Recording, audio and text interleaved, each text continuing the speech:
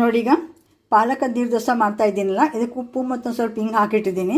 ಹಾಕಿಬಿಟ್ಟು ಇದು ನೋಡಿ ಪಾಲಕ್ ಪ್ಯೂರಿ ಮಾಡಿದ್ದೀನಲ್ಲ, ಇದನ್ನೊಂದು 2 ಸ್ಪೂನಷ್ಟು ಇದಕ್ಕೆ ಕುಡ್ಸ್ಕೊತಾ ಇದ್ದೀನಿ. ನಾನು ಈಗ ನಿಮ್ಗೆ ಎಷ್ಟು ಬೇಕೋ ಅಷ್ಟು ಕುಡ್ಸ್ಕೊಬೋದು. ಅದನ್ನು ನಾನು 2 ಸ್ಪೂನಷ್ಟು ಕುಡ್ಸ್ಕೊತಾ ಇದ್ದೀನಿ. ಇದಕ್ಕೊಂದು ಸ್ವಲ್ಪ ಜೀರಿಗೆನೂ ಹಾಕ್ತಾಯಿದ್ದೀನಿ ನಾನೀಗ.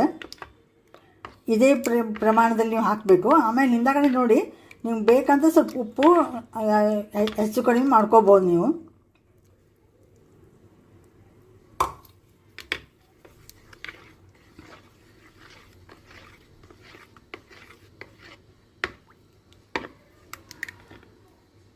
ಈ ತವಾಗೆ ನಾನು ಸ್ವಲ್ಪ ಎಣ್ಣೆ ಹಚ್ಬಿಟ್ಟು ಒರೆಸಿಟ್ಟಿದ್ದೀನಿ. ಒರೆಸ್ಬಿಟ್ಟು ಇದನ್ನು ಫ್ಲೇಮ್ ಹೈ ಇಡಬೇಕು ನೀವು. ಹೈ ಇಟ್ಬಿಟ್ಟು ನೋಡಿ ಈಗ ಹೆಂಗೆ ಹಾಕ್ತಾಯಿದ್ದೀನಿ ನಾನು ತೋರಿಸ್ತಾ ಇದ್ದೀನಿ ನಿಮಗೆ.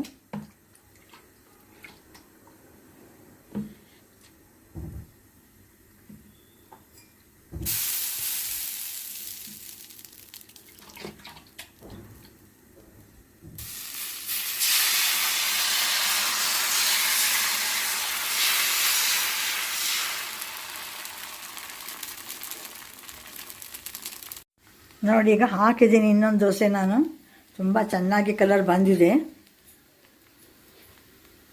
ಇದು ಸ್ವಲ್ಪ ಬೇಯಲಿಕ್ಕೆ ಟೈಮ್ ತಗೋತದೆ. ಅಷ್ಟು ಸಾದಾ ದೋಸೆಗತಿ ಆಗೋದಿಲ್ಲ. ಇದು ಸ್ವಲ್ಪ ಟೈಮ್ ಹಿಡಿತದೆ. ಇದನ್ನು ಡಿಶ್ ಔಟ್ ಮಾಡಿಂದ ತೋರಿಸ್ತಾ ಇದ್ದೀನಿ ನಾನು ನಿಮ್ಗೆ. ನೋಡಿಗೆ ಪಾಲಕ್ ಮಸಾಲ ನೀರು ದೋಸೆ ರೆಡಿಯಾಗಿದೆ. ಅದೇ ಮಸಾಲೆಗೆ ಏನೇನು ಹಾಕಿದ್ದೀನಿ ಅಂದರೆ ನಾನು ಜಿಂಜರ್ ಹಾಕಿದ್ದೀನಿ, ಹಸಿಮೆಣಸಿನ್ಕಾಯಿ ಹಾಕಿದ್ದೀನಿ, ಸ್ವಲ್ಪ ಜೀರಿಗೆ ಹಾಕಿದ್ದೀನಿ, ಉಪ್ಪು, ಇಂಗು ಇಷ್ಟು ಹಾಕಿಬಿಟ್ಟು ಇದನ್ನೇನು ಮಾಡಿದೆ ರುಬ್ಬಿ ಹಾಕಿದ್ದೆ ಪಾಲಕ್ ಇದರೊಳಗೆ. ಪಾಲಕ್ ಪ್ಯೂರಿ ಮಾಡಿದ್ನೆಲ್ಲ ಅದರೊಳಗೆ. ನೋಡಿ ಎಷ್ಟು ತುಂಬ ಚೆನ್ನಾಗಿ ಕಲರ್ ಬಂದಿದೆ. ಈ ರೀತಿ ಇದಕ್ಕೆ ಸಾದಾ ಇದ್ದರೆ ಅದ್ರ ಜೊತೆಗೆ ಒಂದು ಸ್ವೀಟ್ ಮಾಡಿರ್ತೀವಿ ನಾವು.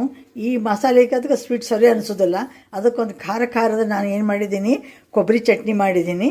ಅದ್ರ ಜೊತೆ ಇದು ತುಂಬ ಚೆನ್ನಾಗಿ ಅನಿಸ್ತದೆ. ನೀವು ಬೇಕಂದ್ರೆ ಪೊಟ್ಯಾಟೊ ಬಾಜಿನೂ ಮಾಡ್ಕೋಬೋದು. ಇದಕ್ಕೆ ನೀವು ಚಲೋ ಅನಿಸಿದ್ದು ನನಗೊಂದು ಲೈಕ್ ಮಾಡಿ, ಶೇರ್ ಮಾಡಿ, ಕಾಮೆಂಟ್ ಮಾಡಿ, ಸಬ್ಸ್ಕ್ರೈಬ್ ಆಗಿ. Thank you very much for watching my channel. Thank you.